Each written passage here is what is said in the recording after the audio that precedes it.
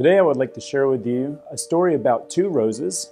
And in this vase I have here two beautiful red roses. They came together when I bought them, but they will illustrate for us today two different types of people, and we'll let them each have their own name. So one we're going to call Roxy, and which according to the Urban Dictionary means pretty, but also strong-willed and stubborn. The other one is going to represent Charity, who is benevolent and has sacrificial love and cares for the needs of others. We have here a vase, and a vase is meant to support and to provide protection and an environment for growth for beautiful flowers. But suppose that this flower, Roxy, says, I do not want to stay in the confines of protection. I don't want to submit myself to the rules. And she's going to go out and enjoy herself. And so Roxy would typify the girl that dresses provocatively and goes out and has a good time and doesn't pay any attention to the instructions and authority that is placed over her.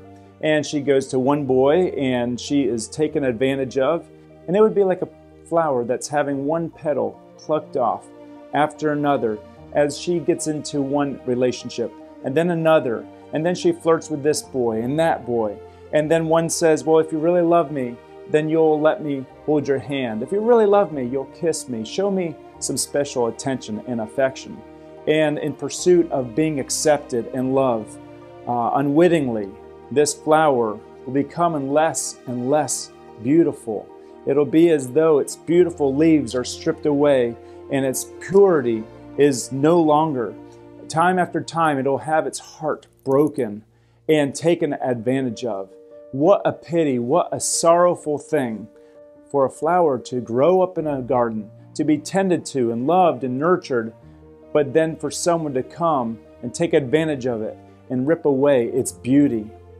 Well, we'll set Roxy aside because I want to tell you about Charity.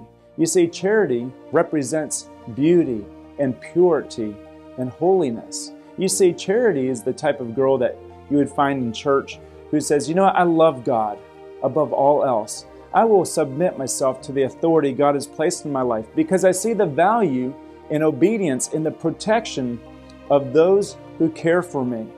And she's not going to give herself to everybody. In fact, she says, I'm going to save myself and save my body for the man that God has intended for me to marry. I'm not going to date around. I'm not going to give a piece of my heart to this person and that person. I will honor God. And in doing so, she becomes respected. She becomes something of value, someone who would be desired. And here Charity saves herself for the day she is married. From a personal testimony, I can share with you that my wife and I have enjoyed such a beautiful love story because we had a strong foundation. We both had people in our lives, parents and pastors, who taught us the Word of God and shared with us truths like keep thyself pure, keep thy heart with all diligence, for out of it are the issues of life, and to keep our love and affection for God while we were single, to be busy, to be enjoying the presence of God, preparing ourselves for the mate that God gave us. When I knew that God was directing my wife and I on the pathway to join in marriage, we decided early on to have a hands-off relationship. We decided it would be better for us to save each hug and each kiss for when we're married. In fact, we likened it as X's and O's on layaway and waiting for the wedding day when we can unwrap each gift that God intended for a husband and wife.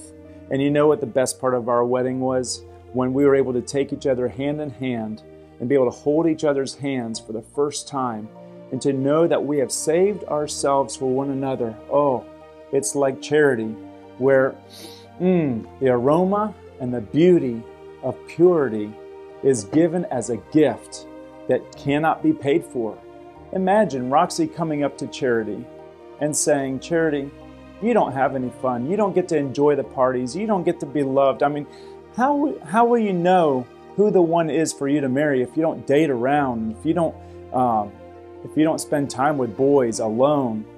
And she says, just look at me. I mean, I've really enjoyed life. I've really made a lot of memories with people. And Charity could kindly respond, you know, anytime I want to be like you, I can. But you can never again be like me. My friend, I challenge you to keep yourself pure. In fact, you will find this story in this booklet that I've written called Keep Thyself Pure, Biblical Principles and Practical Examples. And I believe it is very important for young people, boys and girls alike, to be challenged in this area of purity so that they may receive the best gifts that God has intended for a husband and wife, to build a strong foundation before you're married so you can have the trust instilled when you get married. You may pick up your own copy today by emailing me at nickprint@yahoo.com, or you may go to our website and order pilgrimoftruth.com. The Lord bless you.